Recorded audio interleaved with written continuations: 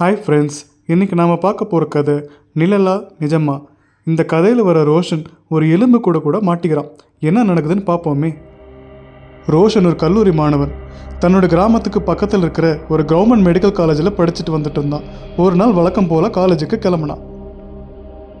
College time முடிஞ்சாலும் extra time எடுத்து லேபில் ரிசர்ச் பண்ணிட்டு தான் வீட்டுக்கு போவான். அன்றைக்கி இதே மாதிரி தான் லேபில் இருந்தான். அப்போ அந்த லேபில் இருந்த எலும்புக்கூடு தன்னால் திடீர்னு சிரிக்க ஆரம்பிச்சிடுச்சு.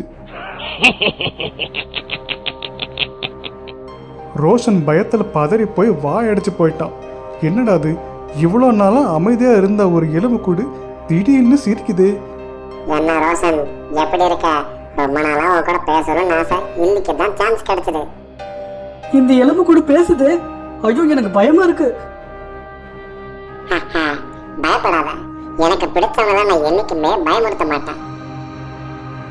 எனக்கு ஒரு சின்ன ஆசை, அதை நீ தான் நிறைவேற்றணும் ரோஷன். அதனாலதான் உன்கிட்ட பேசணும்னு ஆசைப்பட்டேன். என்ன சொல்ற? என்னது ஆசையா? அதுவும் எலும்பு கூட ஆன பிறகா? ஆளை விடு, என்னால அதை செய்ய முடியாது. அப்படி சொல்லாத ரோஷன், தினமும் இதே லேபில் இருந்து போர் அடிச்சிருச்சு. ஒரு நாள் மட்டும் என்ன வெளியே கூட்டிட்டு போறியா ப்ளீஸ்? என்னது, வெளியே கூட்டிட்டு போகணுமா? நீ என்ன பைத்தியக்கார எலும்பு கூட? என்னால ஏத்துக்க முடியாது.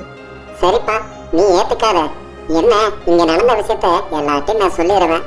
அதுக்கப்புறம் உன் பேர்லாம் டேமேஜ் ஆயிடும். எப்படி வசதி? பேர் டேமேஜ் பண்ணிக்க போறியா இல்ல எனக்கு உதவி செய்யறியா? ஐயோ, அப்படிலாம் பண்ணிடாத. என் தலை எழுத்து, உனக்கு உதவி பண்றேன். என்ன ரோஷன், கையில ஒரு எலும்பு கூட போயிட்டு இருக்க? ஒன்னும் இல்லாட்டி ஒரு டெஸ்ட்டுக்காக காலேஜ்ல இருந்து இந்த எலும்பு கூட வாங்கிட்டு வந்தேன். நீங்க பயப்படாதீங்க. டேய், என்னடா பண்ற? நான் ஒரு நீச்சல் வீரன் ரோஷன். சாகருக்கு முன்னாடி நீந்தினது, அதான் தண்ணியை பார்த்தாலும் தாவிட்டேன். வந்துடுற அவன் இருப்பா. பிடிச்ச மாம்பழத்தை சாப்பிட விட மாட்டேங்கிறேன். உன்னை யார் என்ன மாம்பழ தொட்ட வழியா கூட்டு போக சொன்னா? உனக்கு மாம்பழம் பிடிக்குன்னு எனக்கு எப்பறம் தெரியும்? ஐயோ, இனி என்ன நடக்குமோ? ரோஷனை ஏமாத்திட்டு தான் நினச்சி அந்த எலும்பு கூட ராத்திரி நடக்க ஆரம்பிச்சிடுச்சு. ஆனால் சந்தேகப்பட்டு பின்னாடியே வந்த ரோஷன் அவன் நினச்ச மாதிரி எல்லாரும் பயந்துட்டாங்க. உடனே ஓடி போய் நிறுத்தினான். என்னப்பா ரோஷன், நீ டெஸ்ட்டுக்கு எடுத்து வந்தேன்னு சொன்னா, ஆனா இந்த எலும்பு கூட ராத்திரி நேரம் நடந்து பயமுடுத்துது. அக்கா, இந்த எலும்பு கூட தானாலாம் நடக்கல. நான் தூரத்துல இருந்து ரிமோட் கண்ட்ரோல் பண்ணிட்டு தான் இருந்தேன். பயப்படாதீங்க, நான் உடனே எடுத்துட்டு போயிடுறேன். ஏன்பா, நீ ரிமோட் கண்ட்ரோல்ல விளையாடுறதுக்கு நாங்க தான் கிடைச்சோமா? சீக்கிரம் எலும்பு கூட எடுத்துட்டு கிளம்பு. டேய், தயவு செய்து இந்த ஒரு ராத்திரி ஒழுங்கா படுத்து தூங்குடா. நீ ஒரு நாள் சந்தோஷமா இருக்கணும்கோசரம் என் வாழ்க்கையில எல்லா சந்தோஷத்தையும் எடுத்து போறியே. பயப்படாத, இனிமே நான் எதுவும் செய்ய மாட்டேன். நீ நிம்மதியா தூங்கு. அப்பாடா, நிம்மதி. விடிஞ்சதும் முதல் வழியா ரோஷன் அந்த எலும்பு கூட காலேஜ் லேபில் பத்திரமா சேர்த்திட்டான். அப்போ தான் நிம்மதி மூச்சே விட்டான். ஆனால் அதுக்கப்புறம் அந்த எலும்பு கூட அவன்கிட்ட பேசுகிறதே இல்லை.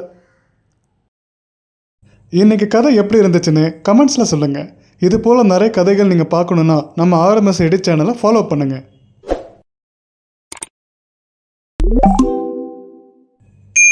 தேங்க்ஸ் ஃபார் வாட்சிங்.